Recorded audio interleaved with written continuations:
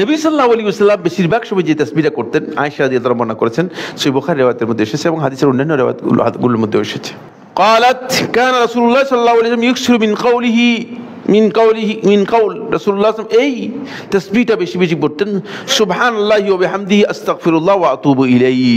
এটা মুখস্থ করে নিবে, এটা মুখস্থ করতে হবে না, এটা একবার শুনলে মুখস্থ হওয়ার কথা, একবারে ছোট ক্ষুদ্র। সুবহানাল্লাহি ওয়া বিহামদিহি আস্তাগফিরুল্লাহ ওয়া আতুবু ইলাইহি। আল্লাহ রাসূল সাল্লাল্লাহু আলাইহি ওয়াসাল্লামকে সাহাবায়ে কেরাম আনাস ইবনে মালিক রাদিয়াল্লাহু বর্ণনা করেন যে কোন বৈঠকে রাসূলুল্লাহ সাল্লাল্লাহু আলাইহি ওয়াসাল্লাম আমরা গুনে দেখেছি 70-এর অধিক রাসূলুল্লাহ সাল্লাল্লাহু আলাইহি ওয়াসাল্লাম বলছেন।